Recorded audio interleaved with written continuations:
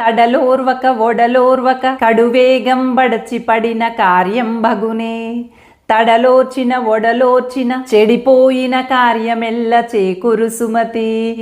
బద్దెన గారు రచించినటువంటి ఈ సుమతి పద్యాల్లో ఎలా ఉంటుందంటే, తడలోర్వక ఒడలోర్వక కడువేగం బడచి పడిన కార్యం బగునే అంటాడు. అంటే తొందరపాటుతో శరీరాన్ని అధికంగా శ్రమకి గురి చేస్తూ ఏదైనా పని చేయాలని కడువేగం బడచి పడిన వేగవేగంగా చేయాలి అని చెప్పి తాపత్రయపడ్డట్లయితే అలసిపోతావు, అనారోగ్యానికి గురి అవుతావు. అంతే తప్ప ఎంత మేరకు చేయాలో అంత మేరకు మాత్రమే చేస్తూ ప్రయత్నం చేసినట్లయితే, కాస్త ఓపికతో చేయాలనుకునేటువంటి పనిని కావలసినంత శ్రమను మాత్రమే ఉపయోగిస్తూ చేసినట్లయితే చెడిపోయినటువంటి కార్యం కూడా మళ్ళీ చేకూరుతుంది అని చెప్పి ఈ పద్యంలో చెప్తూ ఉన్నారన్నమాట.